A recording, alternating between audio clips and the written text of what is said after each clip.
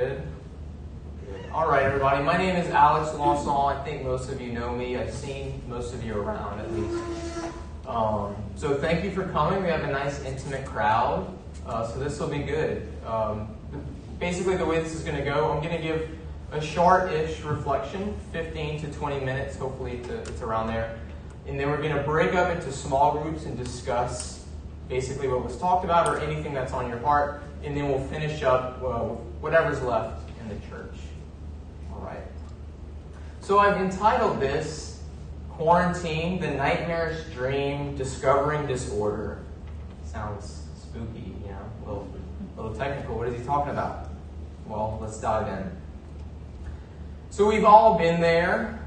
Open meadow, wildflowers of every color under the sun, 70 degrees, a light breeze runs through your hair.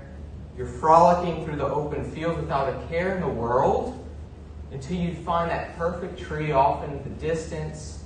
You sit under its shade. Someone brings you your favorite beverage. And then you wake up to reality. Now you're staring at the ceiling in your bed. Suddenly you feel that nagging pain in your back because of that uncomfortable mattress you haven't changed in years. You roll over just to hear your snoring wife or husband. Now that you're up, your mind starts to race with all these demands. Mouths to feed, mountains of paperwork to finish, laundry to fold, meals to cook. That garage door still isn't fixed. You know the drill. The dream you woke up from seems so much better, right? Well, this is our human condition, or at least it seems so. This seems to be all that man is. We find ourselves in this wasteland of dissatisfaction. So instead of content with reality, much of our time is spent with our heads in the sky, dreaming and desiring. But aware of these desires for more, we never seem to actually be in possession of them, right? Does God make broken things? Well, let's look at the evidence. We seem to be creatures of contradiction. So I walk from the pantry to the fridge, back to the pantry, back to the fridge, and then finally plop myself down on the couch. When standing, I want to be sitting. When sitting, I wish I was standing. When eating tuna fish, I wish it was a big, juicy steak. And when I finally have the steak, I wish it was less or more well done. But better yet, I wish it was a bowl of pasta. Then you finally get the bowl of pasta, and that reminds you of that Italian vacation you always wish you would have planned, but you never got around to doing it. And then that pasta, just like your Italian adventure, remains just a dream, just a desire. But this shouldn't come as any surprise to us, right? We've all been here before. And I promise you, a weekend with a 2-year-old will reveal this all anew. So during this recent quarantine, I had the privilege of spending a weekend with my 2-year-old nephew. And he wants a banana. Parrain, I want a banana. So I grab the banana. I'm not even finishing peeling the banana, and he's grabbing the grapes. He wants to be picked up to see outside the window. I pick him up. As soon as he hits the threshold, he wants to be put back down. It was a weekend of contradiction. So, does God make broken things? Well, with that said, children usually know what they want. They really do. Because it's in the particular, it's in the concrete. I want this banana, I want to see out of that window.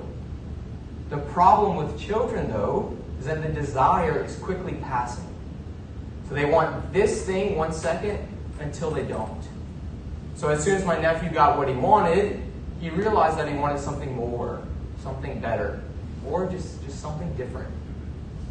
But that's just children, right? We adults don't do that, huh? No, we laugh, but let's face it, we're all just a bunch of 2-year-olds with jobs. Some of us with facial hair. So with adults, we think we know what we want, but we're usually way off. So I ask you, what do you want? What do you desire? So Miss Evelyn, what do you want? You chose this seat. Sorry, you're right. My manager. What do you want? I'm going to travel the whole world. You want to travel the whole world. Yes. If I ask many of you that same question, I'd probably get a plethora of different answers. So I'll tell you what you really want. You want to be happy. That's what you really want. And this is a good thing. Don't let anybody tell you that to be a good Catholic is to forego happiness. Catholics, you never have to sacrifice your happiness for your faith. To be Catholic is to be fully alive. It does not mean blind obedience. And I promise you, your happiness or the happiness of someone else is behind every single one of your desires and your decisions. At least the vast majority of them. So, I'll pick on you again, Miss Evelyn. Why do you get out of bed in the morning? Oh, I have to go to work. Do you fix a cup of coffee before? Most of the time, yes. Most of the time, yeah. So we can stop right there. Just fixing a cup of coffee is a plea for happiness. But you said to get out of to go to work. So you get out of bed to fix your cup of coffee. Why do you get your coffee? To get ready for work. Why do you go to work? To make money. Why do you make money? To support your family. Why do you support your family? Because you love them and you want them to be happy, and they're the source of your happiness. So we went from getting out of bed in the morning to these high desires of happiness, fulfillment, love, even friendship with God. You probably had no idea. So you will never be a happy person unless you realize that you want to be happy, that you were made for it, and you constantly seek it. You do. I do too. So to be human is to desire happiness. This is what sets us apart from the rest of creation. Rocks don't desire. Plants in your backyard do not desire. Your dog does not desire, except for maybe that bowl of food. That's about as high as it gets for him. Only humans desire, and happiness is what we're made for. But there's a problem. We don't know quite how to get there exactly, and we look for this happiness in all the wrong ways. And when we finally do get some happiness, it's like a fish. What do I mean by that? So we're so happy that we actually have happiness, and then we squeeze it, and then it flies out of our hand. Does God make broken things? So once again, let's follow the evidence. So our world is governed by cause and effect, right? If it rains, then the cement will get wet. If I don't show up to work, then I don't have work anymore, right? But our thoughts and our desires work the same way. We work in if-then statements. This is how we approach happiness, and this is how we approach desire most of the time. But unlike these scientific statements, our if-thens are usually dead wrong. We usually start with a dream, a desire for happiness, you could say. And it usually goes something like this. So the kids are screaming in the background, some toy broke, whatever. And you're sitting at the sink, or you're standing at the sink. You're washing dishes, looking out the window, and you think, if only I could take those leisurely walks in the park like those rich, aristocratic moms on TV, then I would really be happy. Here's another one. You're up at 5 a.m. for a job you really don't like, and you say to yourself, if only I had one of those jobs where I traveled the world, meeting exciting people, doing exciting things, then I could be good to the people I work with. Then I would really be happy. Go for one more. If only my husband, my wife, my boyfriend, my girlfriend was like that person I met on the subway. We don't have subways, but just envision. Then I could really love him or her. If they were that way, then our relationship would be like the movies. Then we could be happy. I do this too, I promise you. So you see with the child, his desires are usually lower. Like I said, they're more tangible in nature, they're concrete. This banana, that window, to play or not to play. As we grow older and more mature, though, our needs mature, but so do our desires. So whereas the banana or the toy would have been enough when we were children, and I promise you when we were children they weren't enough either, but as we grow older, we realize that these things, that these material objects of desire don't do the job anymore. We realize that at least implicitly, that we're made for more, right? And this is good if we don't ignore it. If we don't ignore it. We are finite beings made by an infinite God for an infinite God. But I'm afraid that for many in the world, we ignore this nagging dissatisfaction within us and we turn to our dreams instead for comfort. But our dreams don't go far enough. Our dreams are not real. Nevertheless, we play this if-then game with ourselves, thinking that these dreams maybe one day will become reality, right? I do this too. However, what is the reality, though? The deeper desires, the higher desires, the needs of the soul, happiness, intimacy, friendship with God, often don't get the attention that they need. And we can fool everyone in public, and we can fool ourselves. We can go to the grocery store with a nice, clean car. We can walk out in a nice dress or a nice suit. We can look the part. We can look well-ordered. We can look like we have it all put together. Because these higher desires are not as loud as the lower desires, like for food. So I can only go a few hours without my stomach growling at me, right? It'll start to yell at me. But I can go a whole lifetime without listening to the higher desires. Why? Because they usually whisper. The higher desires, they usually whisper. So we throw shopping, Netflix, alcohol, whatever, you name it. You know your little slot. So we throw that at the whisper and we silence it. We neglect it. However, these higher desires will catch up to us eventually. And this is where I get to quarantine. So what does quarantine have to do with any of this? I thought this was a 4-part series on quarantine. Here we go. So the whisper found its voice. So let's go back to our little schema. Here's the dream. If only I didn't have to work. If only all my responsibilities were put on pause and I could just stay home, then I would be happy. Then I would spend time with my family. Then I would get into my faith and I would pray like I always wanted to. Then all would be perfect. What's the reality? Coronavirus hits and you actually got the dream that most of us never dreamed would actually happen. You were given permission to stay home. Maybe not go to work, maybe. Not to participate in the rat race day after day. If anything, you got time to take a step back. You see, with many of our other dreams, we never actually got them. Walking like the aristocratic moms, actually having a job that travels the world, securing that perfect husband, wife, boyfriend, girlfriend, you name it. They remain fantasies, so we can trick ourselves into thinking they would actually give us the happiness we think that they would give us. This is why quarantine is such a gift of grace. Yes, an actual gift. We actually got what most of us dreamt of, but now that we got it, it wasn't all that it was cracked out to be. The if only became reality, but the reality for many of us is still unhappiness and a general desire for more.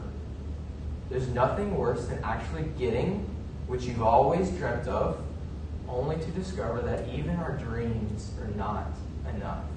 Ugh. Now for some of you, maybe this was a time of great renewal. Maybe it was. Maybe you read the great American novel. Maybe you wrote it. I don't know.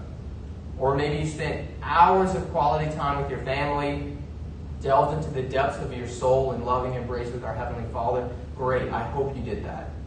Or maybe, like most other humans, what we discovered was not our dream made reality, but rather a nightmare. Oh, look, that's the title of this talk. How perfect. Maybe what you found was disorder. Disorder. What do I mean by this disorder? How did we get this way? Does God make broken things? Does He? No. We do. We broke it. What was once in line has been shifted. It's been distorted. So in the words of Jesus Himself, in the beginning it was not so. So what happened? What went wrong? Well, before we try to pick up the pieces of Humpty Dumpty, let's go back to when He was whole. or even before that. Let's go back to the beginning. So Jesus himself is known as the Logos. We've heard this many times, the Logos. But what does it mean? So Jesus, this second person of the Trinity, the uncreated thought of God the Father, is the wisdom of God, the ordering principle. That's what the Logos means, the ordering principle, that which orders all. And through this ordering principle, God himself, the world was created. When God speaks this word, the cosmos comes into being. It's like if I just spoke the word chemical plant. I know a lot. My dad works in one of those huge chemical plants. If I just spoke the word and the most efficient plant just popped up out of nothing. That's an awful analogy, but that's one of the best we could do. So in John 1:3 it says, "All things came to be through him, and without him nothing came to be." And we say this every Sunday in the Creed. "I believe in one Lord Jesus Christ, the only begotten Son of God. Through him all things were made." So all that was created out of nothing, out of completely nothing. So all that was ordered. It had to be. The Creator himself was order itself, the Logos. So the one who made all things is complete wholeness, unity, harmony, oneness, order. So no, God does not make broken things because he himself is unbreakable. This is great news for us. Why? Because you, all of you here, including myself, is inherently good and wonderfully created because he who made us is good and uncreated. We are because of he who is. And who is he again? Harmony, peace, wholeness, order. Now, what did God do with this well-ordered creation? It was gifted to us. It was gifted to man, to our first parents, who actually lived in harmony, believe it or not. And we call this original justice and original solitude. We could say that all was ordered. This line was in perfect harmony, including the human person. We were ordered. So the pyramid that I have here, in other words, was as it should be. Adore God, love people, and what? Use things. Seems pretty simple, huh? It seems that way. So the soul and the body were in complete coordination. They weren't fighting for power. The reason governed the heart and the body, all the passions. We could say that man loved what should have been loved and shunned what should have been shunned. It was as simple as that. Until they didn't. Until they didn't. And you know the rest. What happened? This. Essentially, the nice little triangle we had was flipped upside down. So instead of adoring God, we adore things like money, your phone, you adore technology. You can't do without it. Even your pets. Some people adore their pets more than they adore God. And many times we don't even adore God. We use him or we use people. So the triangle was shifted, and we shifted in many, many, many different ways. So sin caused the disorder. Because what is sin? At its root, what is sin? It's nothing more than to go against your nature.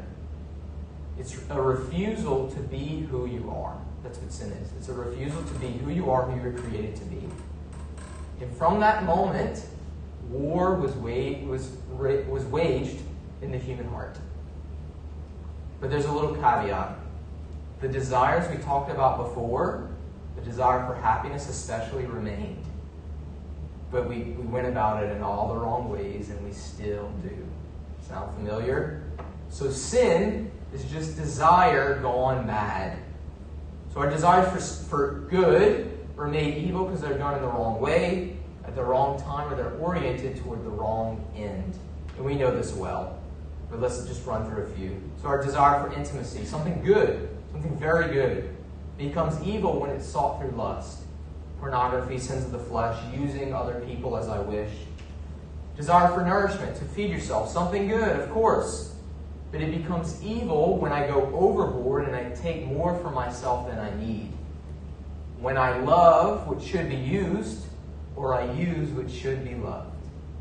It's quite that simple. And finally, our desire for happiness, something good, of course, leads to dissatisfaction and despair when it's cut off from its ultimate source. So when we get our happiness not from the highest truth and the greatest good, God Himself, but when we get it from these lower things, people, experiences, things.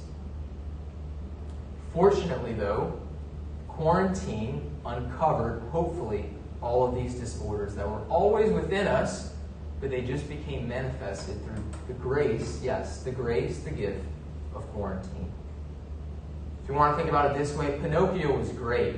He was well ordered. He was a great creation until life was put into him. And then what happened? Every time disorder struck, every time he lied, the nose got bigger and bigger and bigger. But like I said, our higher desires are whispers. We don't have the nose. But the quarantine, hopefully, is our nose.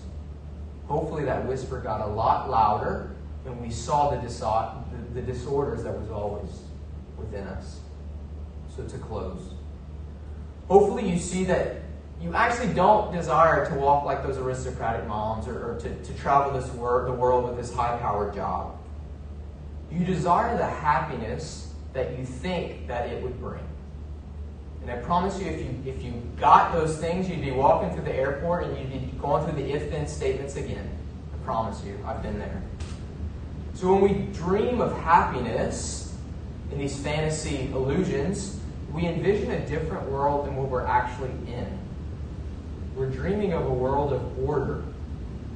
A world that unfortunately does not exist clearly if you watch the news. Or it doesn't exist here at least. Because what you're actually desiring, that world that you desire is heaven. Or it's the garden. It's your original state. It's your original creation, what you were originally meant to be. That's what you desire. And we can get back there. A creation who adored his creator, loved other people, and used other things that were put under his dominion. You desire order, you desire God. And this God, thankfully, is not in the abstract. He's not in the dream. God is real, He's personal, and He doesn't meet us in our dreams only, but in reality. After all, He sent His only Son to be infleshed on earth itself. That's as real as it gets. So I encourage you, don't become discouraged with the discovery of this disorder. This is a good thing. We have an inbuilt alarm system that tells us when things are off. It's good when we recognize that. So God does not make broken things, but He does put them back together really well. How does He do that? Well, you'll have to come to the rest of my talks to hear about it. Kidding. Well, not really. But so now I want to kind of transition into the discussion part, if you would like to stay. And we'll name some of these disorders. I kind of had a list of just some of the ones that I thought of. But hopefully you find a lot more within you so that we can address them. So actually, before you get up to go to the tables, I'll list some of the ones that I at least thought of. So, a struggle in silence. It's always good to name things. If you don't name it, you can't address it, right? It's good to name your sins too. But anyway, so a struggle in silence. So for many of us in our fast-paced lives, we know this. Noise, noise, noise, noise, noise. So we have an external noise, which often, unfortunately, results in an internal noise. And once we get the external silence, the internal noise is still going, and it drives us mad. We'll address this. Loneliness. So an inability to be silent leads to loneliness. It's an inability to be with ourselves. So we fail to be in solitude because we fail to recognize that somebody's always with us. So alone does not have to mean lonely. We'll talk about this. Loss of identity. So quarantine may have exposed a misunderstanding of who you really are. Maybe you found that you identify yourself as just a worker, as a friend to this group or this person, as a baseball player, etc., etc. There's many ways that we could categorize this. But now that all of these are taken away, now that you're stripped of all those things, what kind of version of yourself do you think you are? We'll talk about who you really are. Another one is sadness, or the spiritual term is a chadia. So sadness at the things of God. That's a big one. Jealousy, fear of missing out, anxiety about the future or about the past. So we can't be in the present. Or maybe you found a positive. Maybe you found that you were running the roads too much with travel ball, or you name it, dancing or whatever. I have 4 different siblings and we did it all. So with that said, hopefully this got you thinking about some of the disorders within your own self. So we'll break up according to, I don't know how you wanted to do that, Miss Karen. I know you got it. Did you give it? Okay, perfect. So I'll let Miss Karen take it here.